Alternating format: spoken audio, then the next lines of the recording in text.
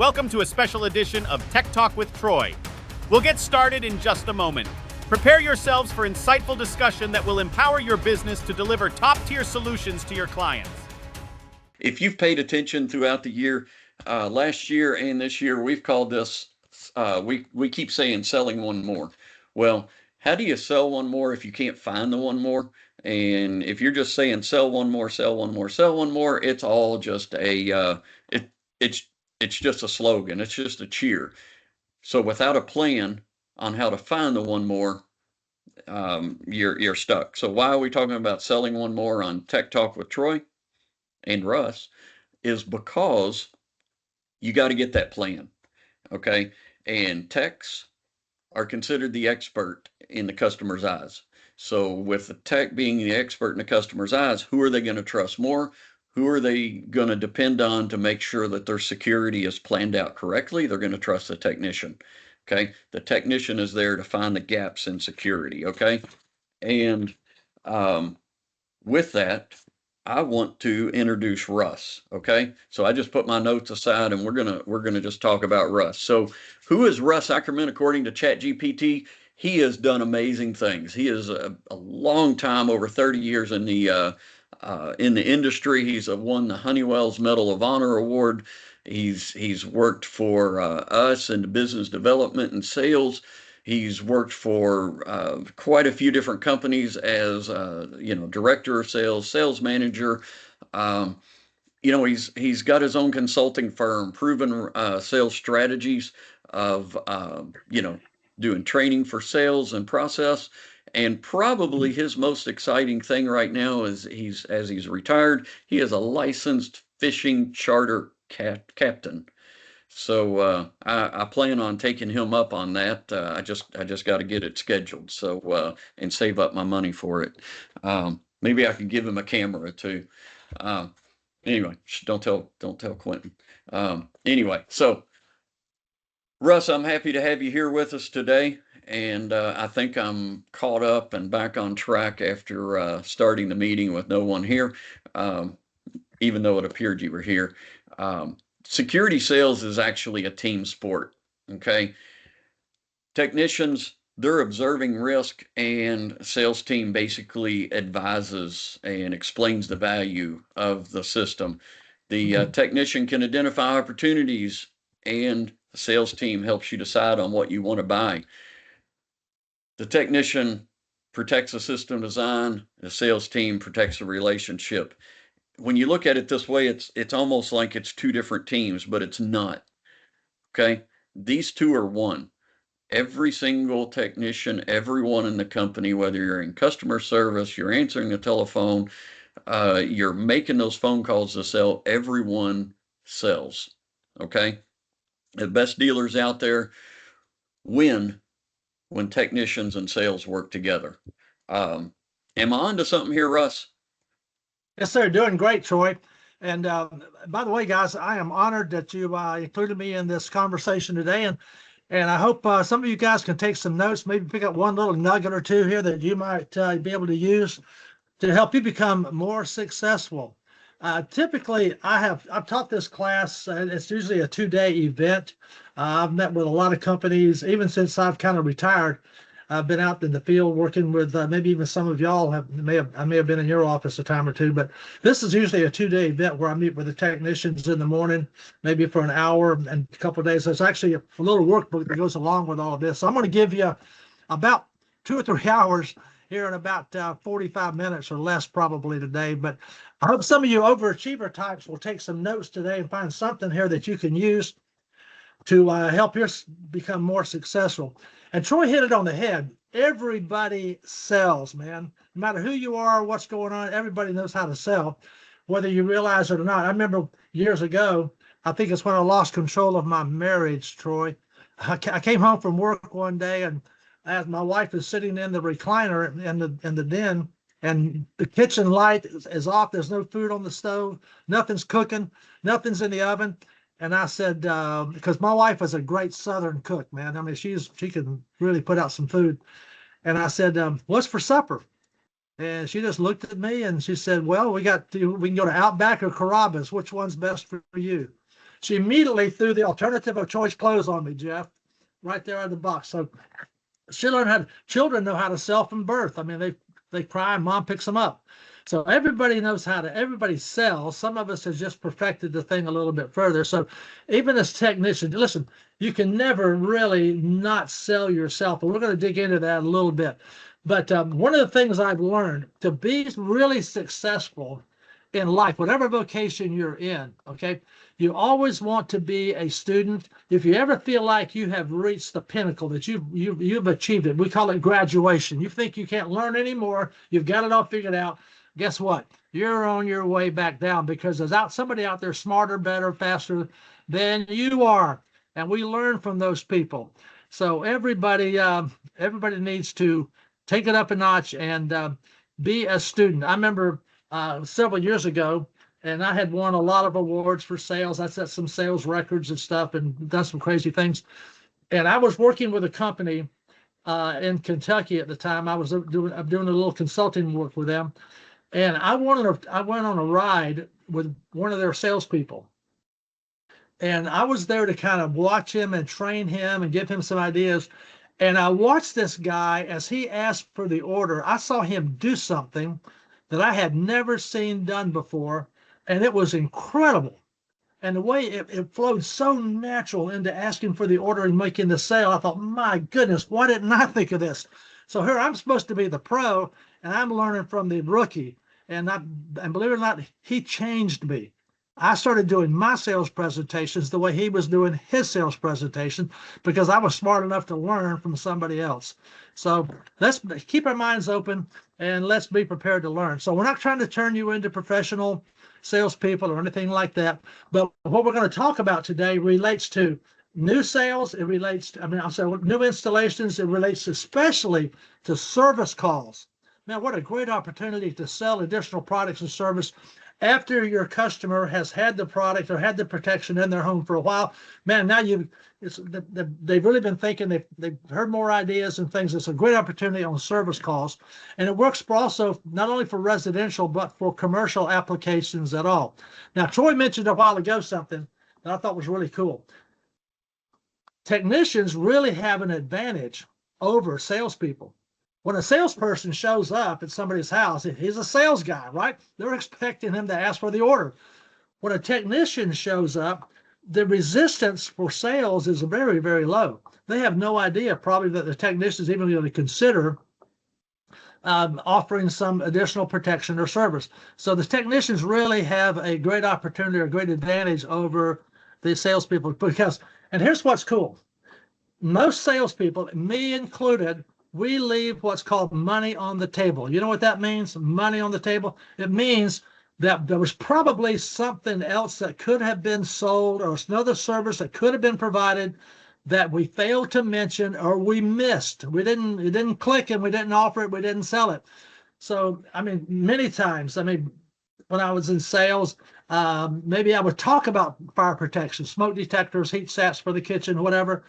But I never really closed that part of the deal. I never really got that sale. And the technician could come in behind me and just mention it, boom, and he gets the sale. Okay, it's called leaving money on the table. So many times a salesperson failed to mention it, didn't cover it correctly, didn't do a good do a good presentation on that part.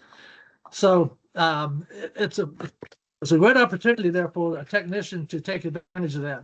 So, in fact, I used to go as far. We had a form we called the blue sheet back in my day, and it was the communication between the salesperson and the technician.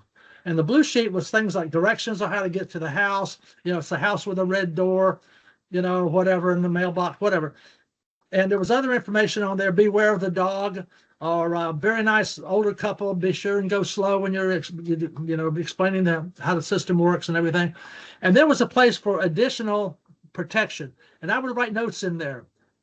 Be sure and discuss smoke detectors with them, or be sure and discuss outside cameras or whatever else I thought maybe they might go for.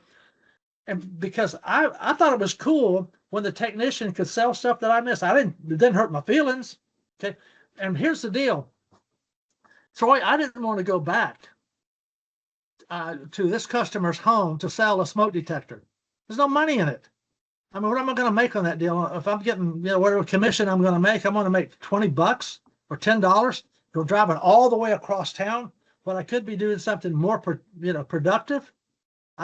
Technicians there, let him sell it, let him get the commission on it. Okay. So that's important. Now, listen, I want to talk about fundamentals for just a minute, and I don't want to get in too deep here. We could sit here for the next hour and a half or 2 hours, and we could probably list over 100 fundamentals of sales. Things like use their name often, smile, different things like that, of just basic fundamentals that apply to sales. But I want to give you just a few that really are applicable to what you guys are doing and what you ladies may be doing in the field. Okay. First of all, let me talk about some vocabulary words that you want to avoid at all costs. Listen, in your office, if you're using the word contract, get it out of your vocabulary. It's not a contract. It is an agreement. Okay. Nobody likes contracts. Probably at the top of your agreement, it says agreement. I hope it doesn't say contract, okay? And so you don't want to use the word contract when referring to any paperwork that you may be asking your prospect to autograph, all right? It's an agreement. We enjoy agreements. It's a handshake. You agree to do this, and I agree to do that, okay? We don't like contracts. Get that word out of your vocabulary. Another one, don't refer to things as cost or price. If you're going down the highway at 90 miles an hour, you get pulled over by the state trooper, that's going to cost you something. Okay, that you pay the price for speeding. It's a negative. Okay, but when you invest in something, you feel like you're getting something back in return, Marvin. You feel like, hey, you know what? I'll get to invest in this, and what I get for my investment is peace of mind, knowing that when I go to sleep at night, if a fire broke out in the kitchen, or a fire broke out somewhere in my home, I know for sure that my alarm's going to go off. It's going to wake me up, and we're going to get out of this house. That is peace of mind, and you're getting a return on whatever you invested in that product or service. Okay. So use the word investment. So I would never say, Ms. Jones, if you want to get a smoke detector, the cost is only $195 or $125. Okay. No, I would say something like, Ms. Jones, you can invest just $125 and get the peace of mind of knowing that your home is protected in the event of fire. That's pretty cool, isn't it? Okay. So the word investment sounds a lot sweeter than price or cost. Don't say this is what it's going to cost you. No, this is what the investment is, right? Another nice, nasty word we like to get out of our vocabulary is the word cheap or cheaper. Man, you may be the lowest cost or lowest price in town, but you're not the cheapest. Okay. When you say the word cheap, smoke detectors are pretty cheap. No. What you're implying there is the quality is not that good either. Okay. Now you want to use the word, the more economical. You only use the word cheap or cheaper when you're talking about your competition. If you're looking for something cheap, then call ADT. They got some cheap stuff over there. Okay. You're not cheap. You may be more economical, maybe more practical, but you're not cheaper. Don't get that nasty word out of your vocabulary. I've worked with a company sometimes, do a little consulting work for a company in Central Florida that does swimming pools. They don't build swimming pools, but they supply all the services and stuff. And that's one of the issues I've had with them. They're the guys that go out and do the work keep talking about cheap. And I'm like, no. Okay, get that word out of your vocabulary. Okay, keep it simple. This is another simple fundamental that we need to be aware of. Listen, you got to make sure that whatever you're talking about, they understand what it is, okay? It's got to appear to be very easy to use your product and to buy your product, okay? Keep it simple. Watch your vocabulary. Don't use technical terms. But when they see it, they got to go, oh, wow, that looks cool. That looks easy to use, okay? So some of this stuff, because here's the deal. Some of this stuff is brand new to these folks. Some people have never had a camera on the outside of their house. They don't understand leak protection. This is something brand new. They've never bought it. If you were selling me an insurance policy or a car, I got a lot of questions for you. But you come to me and we're talking about protection for my home, or maybe a camera for the outside of the house. I'm like, well, how do they work? And how do you turn them on? How do basic, simple stuff. So you've got to make sure you're speaking their language, tone it down, keep it simple, make sure they totally understand. In fact, it's okay when you're explaining a product or service to ask them, Ms. Jones, you okay? You understand what I'm saying? Okay. Make sure, because if they don't understand what you're saying, they're not going to raise their hand and say, hey, Sparky, slow it down a little bit, man. I don't understand, but you lost me. They're not going to do that. They'll let you go ahead and talk, and they won't buy from you, and you'll never know why. Hey, Russ. So slow it. Yes, sir. So I see up here, I mean, we have to understand the product, and it has to be easy to use the product, but you got up there also, it has to be easy to buy the product. So Yeah. being easy to buy the product means that I've got it right there, and I can get it. I don't have to say, the sales office, they'll give you a call later about that, or you can call into the office. And we need to make it easy for them to buy it, because I like things simple myself. And if it's not simple, I'm going to forget about it probably. Y'all know me anymore, so I forget things. So yeah. that's a good point. important. Yeah.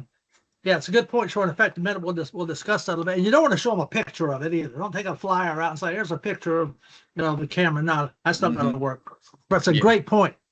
So the next bullet point here is sell yourself. Now, this is important. How do we sell ourselves? What we're talking about here is you personally. We'll talk in a minute about how people buy from individuals, because they're buying from you. And number one, I think the issue that so many technicians have, even salespeople have, man, these days, is being on time. It seems to me like it's almost acceptable these days to be late, and it's not. Let me tell you, if you have an appointment at my home today, and you're supposed to be here between 10 and 12 for a service call, and you show up at 12:15, you were supposed to be here between 10 and 12, you show up at 12:15. With me, it may not bug me too much. I was kind of hoping you'd be here earlier because I got stuff to do. But my wife, you are driving her nuts. Okay, she is a time-conscious person, and you are 15 minutes late, and you've got probably 2 strikes against you when you show up. So let me ask you a question. What do you do when you're going to be late? You're supposed to be there. Maybe it's between 10 and 12 or 2 and 4, whatever time for the service call or for the installation. Maybe you're supposed to be there first thing in the morning at 8:30 or 9, and you realize you got caught in traffic. Everybody's got traffic. You don't want to show up 15 minutes late and apologize because of traffic. That's stupid. No. What do? You simply call your prospect before you're late. Don't wait till 9:15 to call and say, hey, by the way, I'm late. No, yeah, you think so? No. You call ahead of time and say, hey, Ms. Johnson, just want to give you a heads up. I'm stuck in traffic down the road from you. It looks like I'm going to be about 15 or 20 minutes late. I hope that's okay.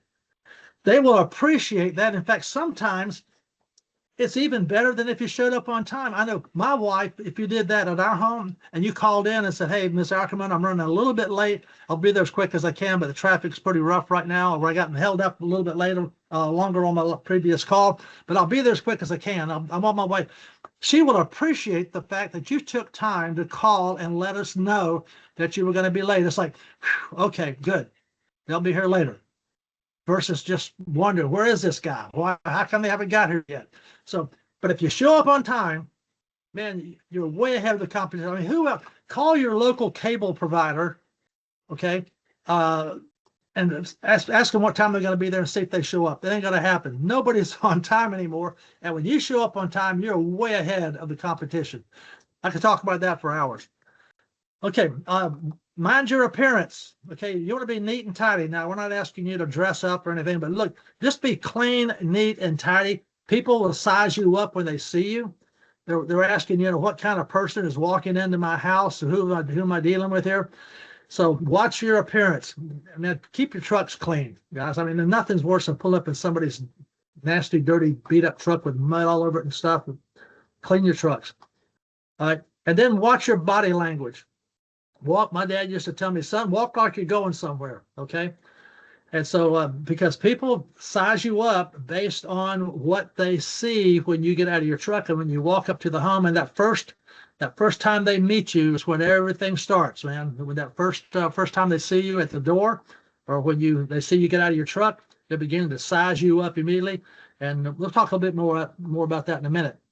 Okay, now here's an important bullet point right here, guys. This is critical, maybe the most important bullet point of thing we're going to talk about on this little page right here. Sell what it does, not what it is. Sell what it does, not what it is. Listen, perfect example. We moved into this. We've had this home for a long time. It was our second home. We moved over here full time a couple years ago, and immediately we're kind of out in the country a little bit, and we put cameras around the house. Now, recently, we've done a lot of remodeling here at the house. And in fact, just last week, we just finished up a big project here in the house. And the house looks beautiful. The landscaping is done. It's nice. It's a very attractive home. And there's cameras, though, under the eave by the front porch. There's one over here by the garage, and I got one in the backyard. They look terrible. My wife does not like the cameras. People don't want cameras. What they want is to see what's going on around the house. Sell what it does. Sell what it is, not what it does. I don't want cameras. I just want to see what's going on. Okay. I don't want smoke detectors hanging from the ceiling in my house. We just had our whole inside of our home redone, new ceilings put in, everything in most of the house.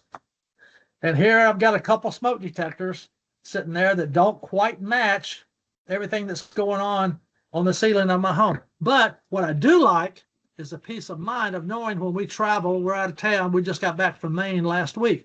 I know that my home is okay because we didn't have a fire.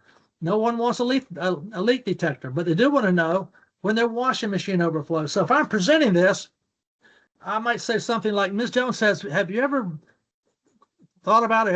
Has ever been a concern for you that your washing machine or your hot water heater might overflow and cause some damage? I have a great solution for that.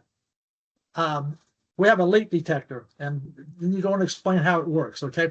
So they don't want these devices all over their house. They want the peace of mind that knowing everything is going to be okay. Okay, now let's talk about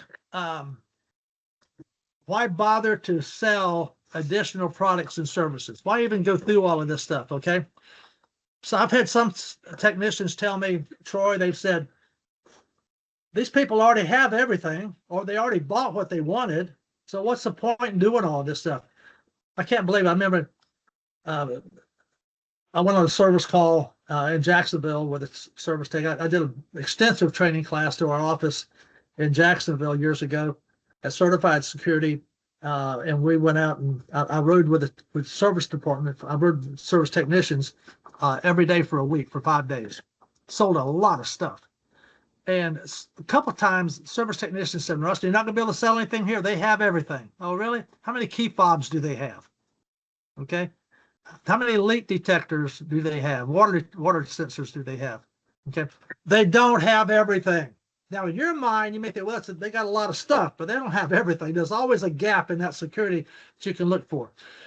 And you got to know that salespeople always leave money on the table, stuff for you to pick up and take advantage of. You can, there's money just laying there if you'll ask for it, okay? So let's talk about why we do this, okay? There's something out there, if you're in management, you understand the term creation multiple. The creation multiple, basically this is the number of months that it takes to cover the cost of acquiring the customer and completing the installation. That is a very, very important factor. The number of months that it takes to cover the cost of acquiring the customer and completing the installation. I've actually got a worksheet on that. If I ever come to your office, I could go through that with you. But how you configure your creation multiple. And that is a very important thing. And do you realize this? That is, if a service technician or an installer can sell a couple $100 worth of products, at the point of installation or the point of service, he can probably reduce that creation multiple by a couple months. That is a big stinking deal. You're making money quicker than you would have if that hadn't happened. So that's a great reason. And then, of course, there's additional income. I think Quentin used to call this MDK money.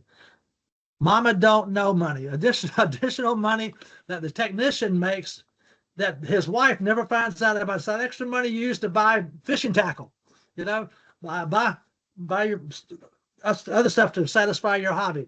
But that's extra income for you. It's just sitting there waiting for you. So make the opportunity, take the opportunity to go for it. Okay, now here's a great question. I think that Troy added to this slide. I thought was pretty good.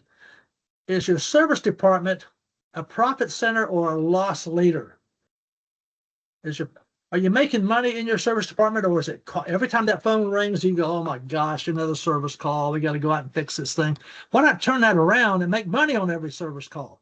Listen, guys, now I know I'm pretty good at sales, but I've been out there. I've ridden with service technicians. I've ridden with installers, and I've been there and made additional sales a lot. I remember one of the first calls I went on, and I'll go through this pretty quick, but I went on a service call with one of my technicians in Jacksonville. It was the first time I'd been training him on how to sell additional products and services. Walked into this house. As a husband, this guy was a cop. He's sitting on the couch holding the baby, and I was just there watching the technician. He was doing something on the keypad, doing some reprogramming or something. I don't know what he was doing.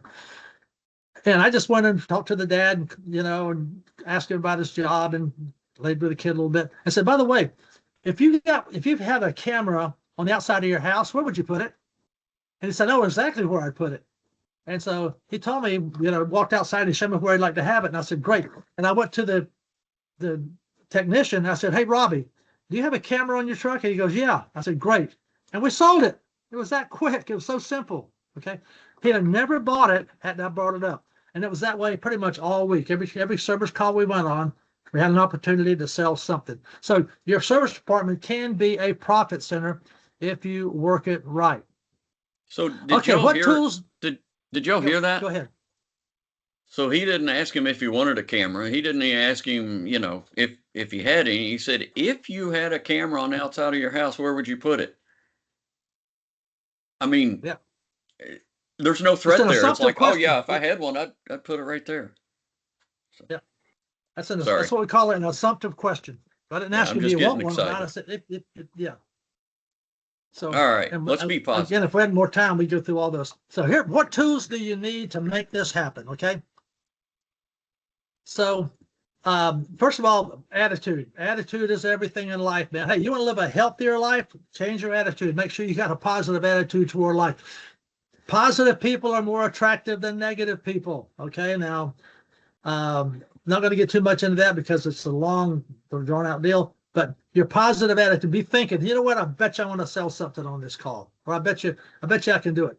Number two, price sheet. Now, let me slow it down here a minute and talk to you guys about this, because this is a very sensitive area. I know I've talked to a lot of companies about this and had some pretty good success. And then some companies say, I don't know about all this part.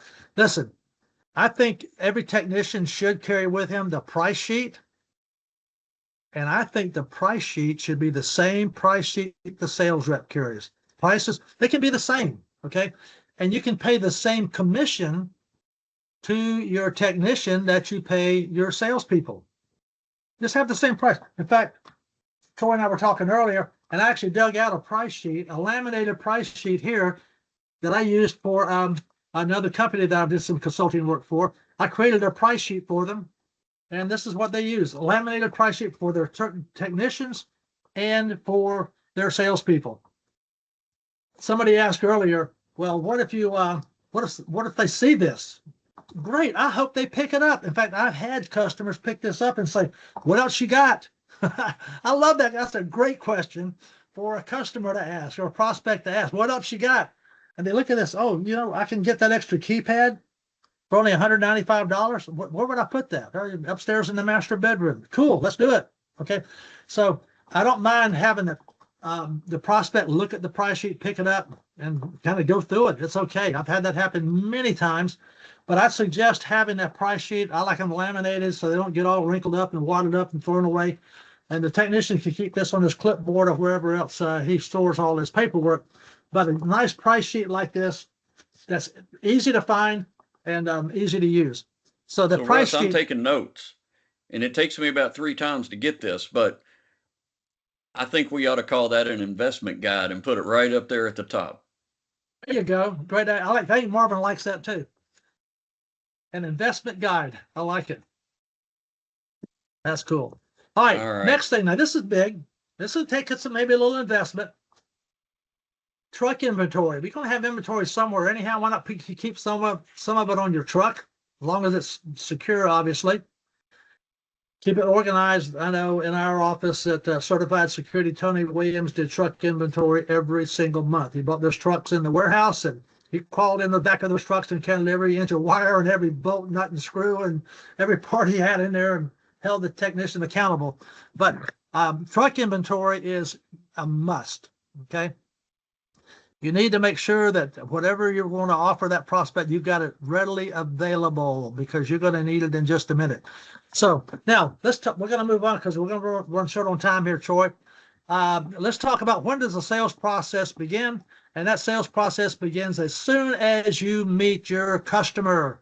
As soon as they see you for the first time, they're beginning to size you up. We touched on this a little bit earlier, but they're beginning to size you up and just try to figure out what kind of person is about to come into my house. You may be walking up there with a bag full of tools. Maybe you got a 6-foot drill bit in your hand. You know, it looks kind of scary. Who is this guy? What's going on? So they're beginning to size you up immediately. So you need to make sure, you know, you look sharp and you've got all those things we talked about earlier going for you.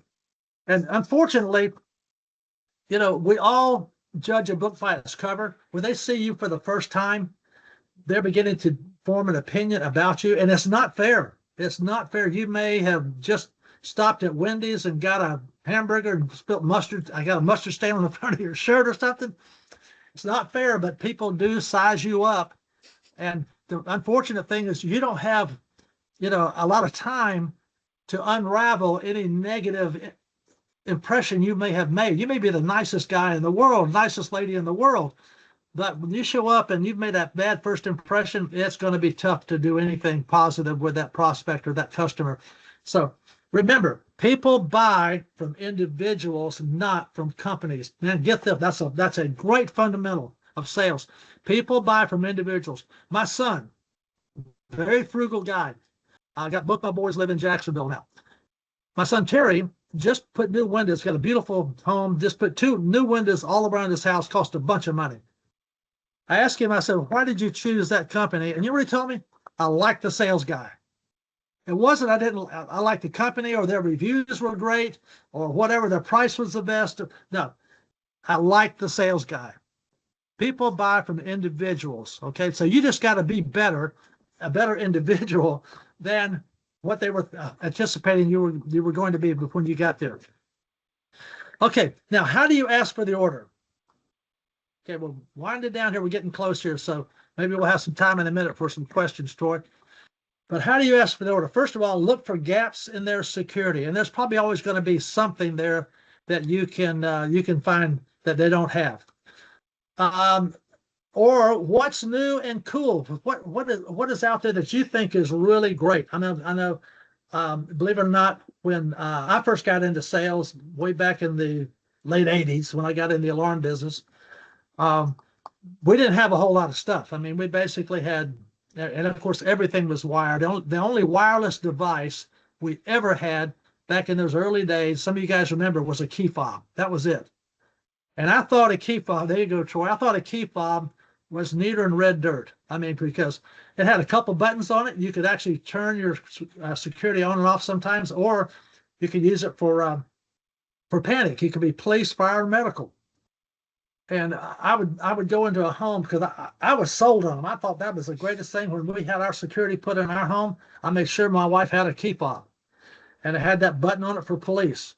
And so when I would do my sales presentation, I would take that key fob out and I would slide it across the kitchen table, and I made sure they saw it, and I hope they picked it up. If they didn't pick it up, I'd almost scoot it over so it fell in their lap, because I knew if they touched it, I was going to sell it. And I sold probably, I don't know, maybe 65% of the people I made a presentation to got the key fob because I thought it was cool. Okay. I thought it was great.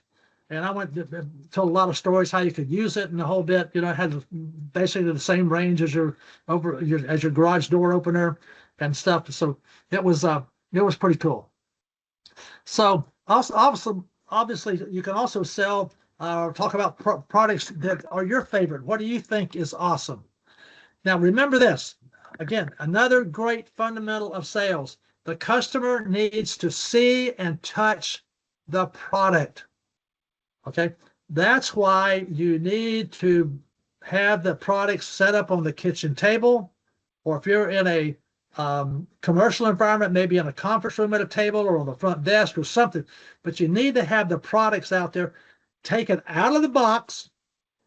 And if the customer doesn't pick it up and ask you about it, you kind of give it to them, okay, and explain to them. So I would definitely, if I was in a residential environment, I would definitely, you know, the cameras are really cool. That's something a lot of people are curious about. Leak detection, smoke detectors, whatever it is they didn't get that you think they might go for, take it out of the box, put it on the table, and hope they ask you, what's going on with this stuff? Then you can say, oh, by the way, I just brought these in because this is something I thought you may have an interest in. Let me explain how this works and what's the advantage of this for you, okay? So again, if the customer doesn't mention it or doesn't say anything about it, then tell them about it. I'll say, by the way, Ms. Johnson, I brought a few things in here I thought you may have an interest in. Just wanted to show you how it works. And then you hand it to them. Okay. Here's the camera. Let me show you how this thing works. This is the coolest thing in the world. You're going to love this. This is great. Okay. Yeah. And if you try to leave without them, without that and take that camera with you, what are they going to do? Hey, I thought I was getting that. Well, we can give it to you. We can sell it. All right. Chris, let me tell you a quick story. I was on a sales call a while back with a guy, and we knew we were competing with ADT. We get out there to the house. The sales guy did a great job with his part of the presentation. Then we kind of tag teamed it. We didn't talk over each other, but he took part, then I took part. And I did the part where I demoed the system, the protection. And I took the keypad. We had a keypad with buttons on it, and it actually worked. And I went through the keypad, and I handed it to the wife. My goal was to, whenever I did my sales presentation, I give the keypad to the person in the home that I think they have the most difficult time using it, whether it be the grandmother, the child, or whatever. But I gave it to the wife this time, and I told her how to push the buttons and the whole bit. Well, we got the deal. We got the sale. We're walking out, and I stopped, and I've asked this question 100 times.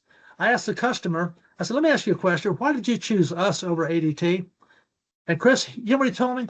He said, you handed the keypad to my wife. I'm like, wow. And he said, ADT had a keypad too. And it was pretty cool. But he just sat there and pushed the buttons. You actually gave it to us.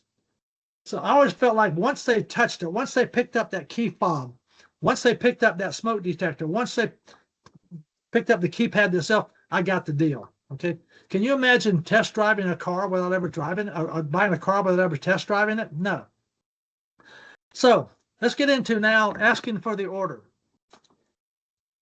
Even if you ask poorly for the order, okay, you will eventually make a sale. Even if you ask poorly. So a couple ways of doing this. One is just simply ask questions. Ms. Jones, have you ever thought about protection for the outside of your home, like maybe putting cameras around, okay? Or recommendation. This is the recommendation question. Ms. Jones, I would highly recommend you consider adding leak detection around your home, particularly under your hot water heater. Okay, maybe they had a problem before, or maybe they've had a house fire in the past, okay? Now, here's a biggie. This, I think, are the most powerful words in sales. And this probably is the most important thing on this slide right now. Most important phrase in sales is, oh, by the way. And we've all watched these commercials on television. One more thing, okay? If you sign up now, you get 2 instead of 1, okay? And it's kind of that same thing. Oh, by the way, I failed to mention this to you. Or, oh, by the way, when Russ was here doing his sales, did he mention to you the value of outside cameras? Or, oh, by the way, have you ever thought about what would happen in the event you had water damage in your house?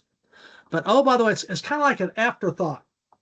And so there's a lot of clever ways you can use that. Here's just a quick example I wrote out that you can use or not use. Ms. Jones, I'm about finished up here. I noticed you do not have monitored smoke detectors in your home.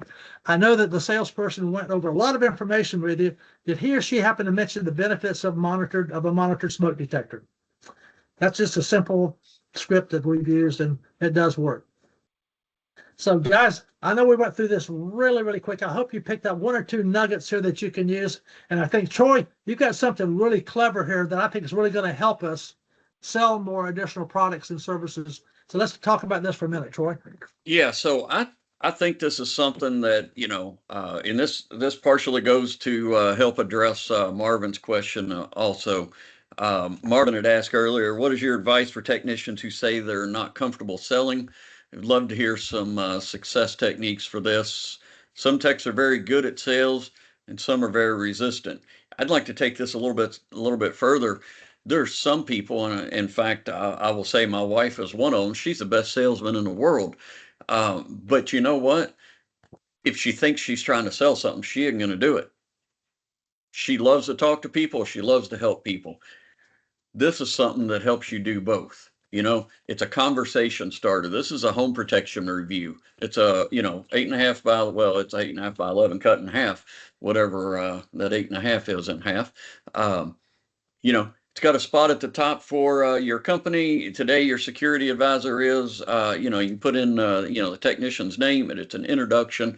And, today I'm going to be installing or servicing whatever you're there to install as a conversation. Before I begin, let's do a walkthrough to make sure that you have everything protected the way that you believe it should be. Okay. And we'll go through the different sections that are on this card, but it empowers the homeowner to think about what is missing in their home, what is not there. And for that technician that is just getting comfortable with, with realizing that he's helping the homeowners, this card is wonderful.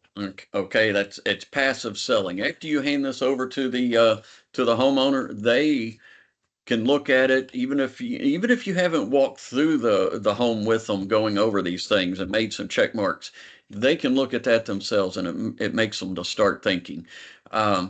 This works for both companies that the techs are allowed to sell and the techs that aren't allowed to sell. And if we go back to the very beginning of this, we realize that those techs are selling anyway. Let's give them some tools to help. Give me a tool to help. Okay, it's a great conversation starter for career or clinical salespeople, I like to call them. So I actually reversed that this time. I usually start and say clinical sales and then correct it to career sales. But nonetheless, I don't see any smiles or laughing. And in fact, I see Jeff nodding his head or shaking it. So I'll move on. Anyway, hey, you can. Troy, Yes. can I say one thing? Marvin, you mentioned and I've seen this a lot where you have a technician that just doesn't want to sell, doesn't understand sales, doesn't understand it at all. I think that's almost a one-on-one conversation with him. Say, hey, look, I want to help you with that a little bit. Let me give you a couple ideas, and I want you to just try this, because it is scary sometimes when someone is doing something for the first time or something they've never done before. And I would just maybe let them dabble their feet in the water a little bit and say, here's what I want you to do on your next installation. I just want you to say this or mention this, and then come back and tell me how it went. So it's a process. And, like we said, everybody sells, but some people have just done it like most of us on this call. We're all pretty good at sales, and we've just done it so much. It's a natural thing for us. And somebody on the outside, I mean, how many times have someone come to you and said, I can't believe you do what you do. I could never walk up to a stranger and try to sell something. It freaks them out. So I think it's a one-on-one conversation, and let them dabble with it. Just give them a couple little assignments and say, here's what I want you to do in your next installation. Just mention this and see what happens. And they'll probably fail, but it's a start.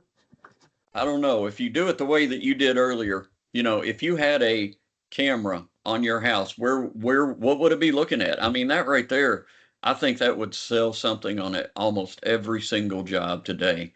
The way people think that a security system is cameras. And speaking of cameras, we have smart cameras, smart camera section on this.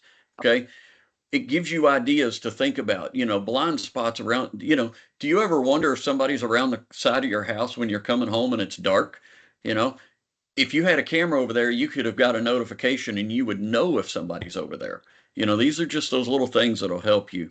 And on every single page here, you've got a QR code that you could actually download this on Canva, whether you have a subscription or not. You can still download it and customize it. Okay. Burglary protection. If the previous security company before you're doing this takeover went in with a 3-1-1, guess what?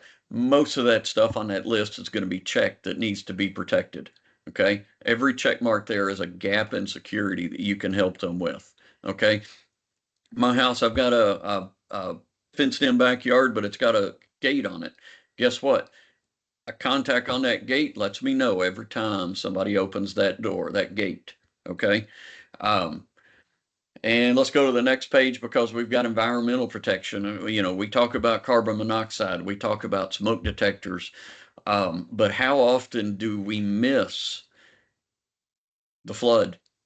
Okay. The dishwasher overflowing, the washing machine overflowing, the washing machine hose bursting, and if that's on a second floor, you've got a mess in that house. And people say, well, I got insurance. Well, guess what? The insurance doesn't really help your inconvenience. How long are you going to be out of a house that's growing mold and they're trying to do mold remediation and replacing all the floors and all the bottom, 2 feet of wall and the mess, the dirt. I would bet that Quentin will tell you from his flood that he's probably still cleaning up dust from 5 years ago. Yeah.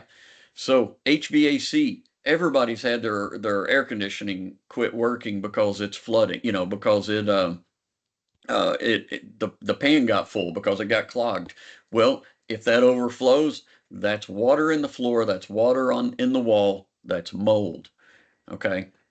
You can prevent that if you have a drip pan, if you have a water sensor around the drip pan. Okay.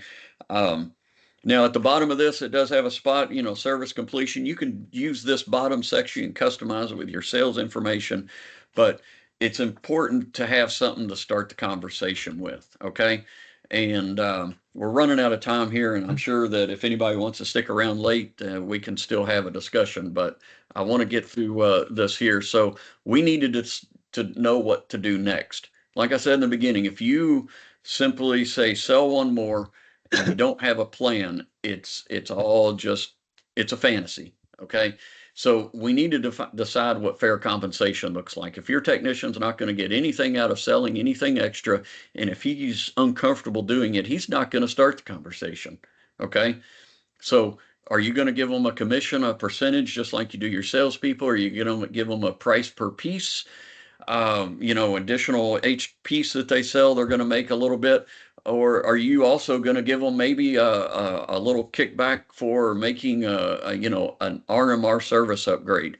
Every piece that you add to this makes the mama don't know money a little bit better. Okay. And if you want to talk about how to pay your salespeople, yeah, Kathy, that's funny. MDK money. We'll talk to Quentin about it. It's good. Yeah, she says yes, no. Anyway, the price. I don't need my husband hearing about this, Troy, and I think he's on the call. Uh-oh, Chris, just erase that. No. Anyway, you need a price list for your technicians, and if you're handing somebody a price list, Russ says don't use the word price. He says investment. You see, I took notes a while ago. I wrote it down. I literally did. It's an investment guide. Have an investment guide. It's a menu. What can I buy? You've got this, you've got the card. Now let's put some prices next to it, because I might know how much money I can spend extra this week. And if I can look at what I need and what it costs, I now have a price list that I can go through. An investment guide that I can go through and protect my home. Okay. Customize that card. put your sales information on it, use it at home shows, use it at sales calls, you know, use it everywhere. Um, I, I came up with a little thing. I put it together. I thought it was great. It wasn't completely my idea. Chat GPT gave me the idea of a seven item checklist for technicians. But anyway, make sure that you plan this, because proper planning is going to produce possibilities. Okay. When we do this right, we're not just selling things. Okay. We're creating possibilities. Okay. Possibilities to prevent loss, possibilities to protect families, possibilities that they didn't even know that they had. Okay. So with that, I'm going to close down here. We need to know how to contact Russ. Okay. If you heard some stuff, I love listening to Russ. I'm not saying this just to say it. When we did a run through earlier this morning, I'm just sitting there thinking, I really I love hearing Russ speak. I saw Russ at a Lexington airport one morning, and actually, I guess it was lunchtime. I sat down and bought his lunch because I wanted to hear Russ talk. I wanted Russ to teach me stuff when he didn't even know it. Russ didn't work for us at the time. It was before he worked for us, and now it's after he works for us. Always love time with Russ. So if you want to learn more from Russ, if you want to bring Russ into your office, you can. This is the information to contact him. If you want to buy Russ's book, it's on Amazon, and I didn't put the bestseller logo up there. I got it all started, and this Russ was a bestseller on Amazon with this book here. So these are some of the different topics. Like I say, I'm going to email this to you. You don't have to memorize all those, but Russ can help you with just about anything in your organization. Chris Walsh has his book. Is it signed, Chris? No. No, we Oh, didn't sign it. well, when he comes into the office to talk about some of this other stuff, he can sign it for you. So, other things, certified pro sales workshop going on right now. Multiple sessions. You attend 4 out of 5 sessions, and you are going to be presented with a plaque here, nice crystal engraved plaque.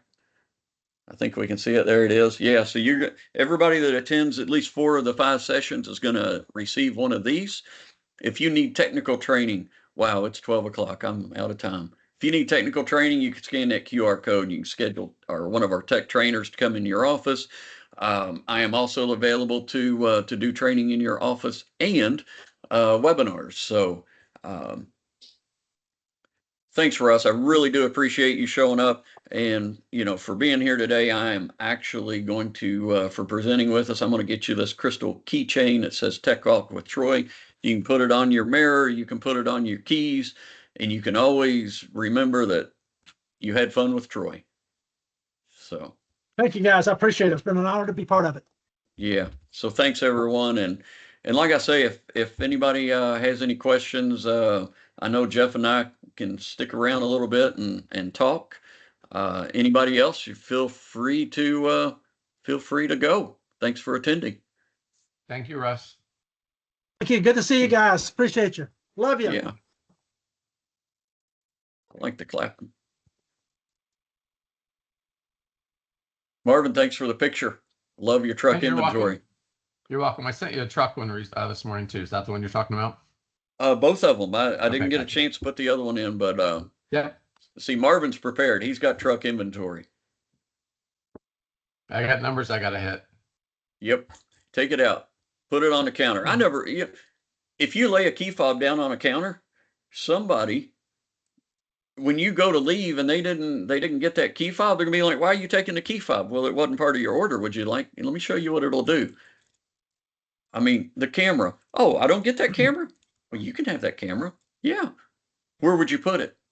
Man, I love that idea. All curious creatures. Yes, we are. So you see Hey, Eric Russ, while there we're waiting hiding to see if behind. people are hanging on. We always used to use the term in this industry, subscribers. And so, we've had internal debate on our teams. We stopped using customers a couple of years ago and we switched to clients, but some stuff still will say subscriber on it. Do you have any words of wisdom on the word subscriber? Does it imply like a subscription where people are having to pay monthly? Do you see it as a disadvantage to use that word? I never thought about that. We just always refer to our customers as people we serve. Serve. Mm. Yeah. You and, said something What we one heard time today, a while. You should probably call them your investors, the way it sounds from Russ. There you go. Yeah. Not bad. Yeah. And Russ, you had said something one time, and I always wish I had written it down, but you were talking about when you asked the question about how they learned of you. There was a certain way you phrased that. Can you remember what that was? Yeah, exactly. You would never, one of the most important questions you ask when you get an incoming call, somebody calls in and got questions about your company or they want to buy something. A very important question is, how'd you hear about us? But don't ask it that way. We've learned to ask the question. So somebody would call in and they would transfer the call to me as a sales manager or whatever. And I would say, thanks for calling in. What can we do to help you? Heard about your company, interested in getting prices on security for my home or my business. Awesome, great. Let me ask you a question. Who referred you to us? So instead of how did you hear about us, who referred you to us? Now, why would we ask the question that way? That question implies that we must be pretty darn good because people are saying good things about us. We get referrals. Because later on, if the sales rep goes out and makes the sales presentation, he's going to ask for referrals. And so I kind of want to throw that word referral out there. So who referred you to us? So we learned not to ask, how'd you hear about us? We said, who referred you to us? And most of the time they would say, oh, nobody, we just saw your ad, or we saw one of your yard signs down the street, or we saw your truck in the car wash, whatever like that. So instead of asking, how'd you hear about us, just ask who referred you to us. Russ, I got a question for you. Yes, sir. We're about to start an offering, I guess we'd call it, where we're going to try to find spots, gaps in our calendars where we're going to go out and visit customers for a free service. Just let's check the sensors, let's fire everything off, make sure it's, update your call list. Maybe they have a detached garage now that they didn't have before. Maybe they had a pet that they don't have. We can talk about motion. We really want to put that out there like it's just a really, we don't want to make it seem like it's a sales pitch. We really want to present it like it's just a check, right? You got any advice on how best to put that in front of our clients, investors? Yes, we've done this before a little bit. I tell you, it really works good. You're onto something really cool. It really works great on small business and commercial accounts. Okay, that really works good there because you got an opportunity for maybe to sell their home or their employees. I mean, you got a kind of a natural built-in audience there. But again, you're basically going out and you're upgrading, like I said, the call list, emergency contact information, because a lot of that stuff has changed, especially when a customer's more than 3 years old. Talk to them about what's new and cool. By the way, since you had your protection installed, let me show you what a lot of people now are adding to their protection. Just kind of hit it from that side, or and of course cameras are always a big thing now, and Right. good opportunity for that. So, but yeah, it's a great idea if you've got time to do it. And Sounds like the natural great thing. beginning of a great marketing campaign, of a what's changed in your life campaign, so to speak. Because the people that have babies, grandbabies, people moving in and out of their homes, people, the addition, like you mentioned, that just never got thought about. So a what's changed in your life campaign that we can now serve you again. Thank you for attending Tech Talk with Troy today. We hope you found the session enlightening, and we look forward to you implementing these practices in your business. Keep an eye on your inbox for our next session's invite, and here's to your continued success.